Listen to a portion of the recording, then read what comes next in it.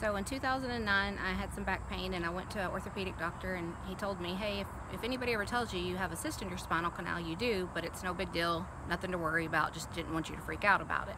And it never bothered me. And then in 2015, I took a pretty hard fall out of a chair I was standing in, and I hurt myself pretty good, but after 2 or 3 weeks, the pain went away, the bruising went away, and I never thought about it again. I continued working, which I'm a massage therapist, so it's a physical job. I worked out with a trainer 2 to 3 times a week. I was on a dance floor every weekend. I was pretty active. And then in May 2nd actually, I was at a golf tournament massaging, and I noticed that all of a sudden my sciatic nerve was hurting, and so my leg was hurting, and for about 5 weeks I treated sciatic nerve. I was getting massages and acupuncture and chiropractic care, and it was just progressively getting worse. So in June, I woke up one day and realized I could not sit down. I tried 3 times to sit and I could not sit down. So I dragged myself to work somehow. My client came in and I was white as a ghost, and he's like, "What is wrong with you?" I said, "I can't feel my leg." And he ended up taking me to the ER. And at the ER, they just diagnosed me with back pain, prescribed me 5 different prescriptions, and sent me home. So I made an appointment with an orthopedic back doctor. He saw me, kind of blew me off, gave me 4 or 5 more medications, and ordered an MRI. The MRI couldn't be done until a week later, so the next day I was literally in tears. I couldn't feel my leg. It hurt terribly. So my sister took me to the ER and they did an MRI there. And that orthopedic doctor called me back and said that I had a slight herniation of the L4 and L5 disc, and he was sending me on to a pain management doctor. Well, I went to the pain management doctor, and we ended up doing 2 different rounds of epidural steroid injections in my spine, which we know now are contraindicated for the disease I have. But at the time, we didn't know I had this disease, and come to find out after many months, I found out that I never had a herniated L4 and L5, so all of those injections were for nothing, and it was a lot of money and wasted time on getting the correct diagnosis. So then I went to a world-renowned neurosurgeon. He said, well, the good news is there's nothing wrong with your spine. The bad news is I can't help you. He goes, you do have a large cyst on your spine, but that's all I can see. Blew it off, sent me on my way. So being a massage therapist, I know the part of the body. It's near the SI joint and it's near the piriformis and all this, and I knew that's what was hurting me. I was having severe muscle spasms and cramps and nerve pain. My whole leg and my tailbone would burn, my toes would burn.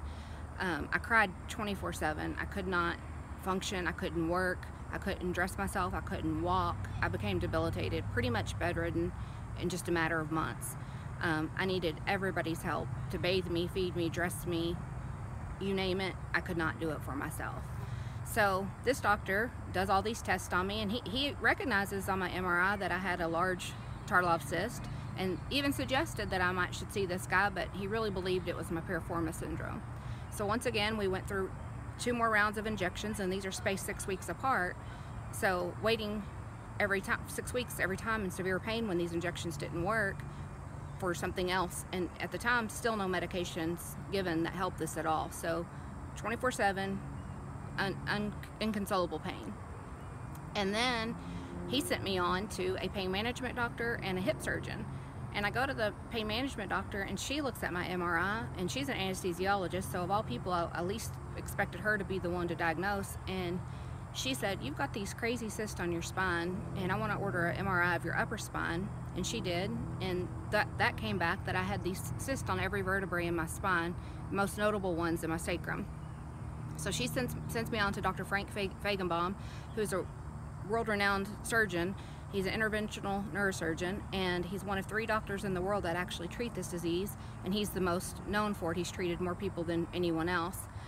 And he looks at my MRI, and he's able to show us where I had 3 cysts in my sacrum, and the cyst had completely eroded my sacral bone, so I had no sacrum bone covering these cysts or nerves.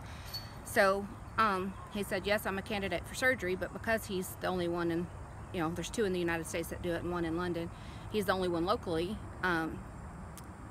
His surgery wait time is about 3 to 4 months. So as of March 1st, I had surgery, and he was able to treat 2 Tarlov cysts. How he does that is he drains the cyst and pushes the spinal fluid back into the spinal canal. He wraps them with, it's a cow heart, and then he clips them with titanium clips, and then he takes a resorbable plate and places that where the sacrum should have been, and over 1 to 2 years time that plate will dissolve to water, and it'll form scar tissue, so it will kind of rebuild my sacrum for me. Had I not had this surgery, I would have been bedridden. The longer it goes, the more progressive it gets.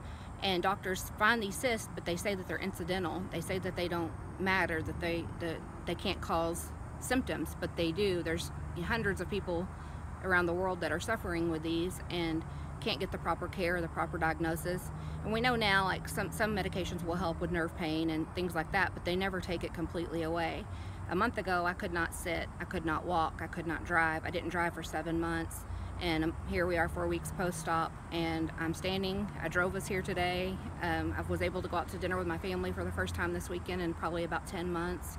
So I just think that there needs to be more education and more awareness, and that these rare diseases are out there, and there's insurance companies aren't covering them because they've never heard of them, and people are truly suffering. And I had to close my business. I was self-employed. My kids had to do everything for me. It ruins lives. It turns lives upside down, and it's heartbreaking, and you know, it's debilitating. And I don't know what I would have done had I not had such a supportive family to help me.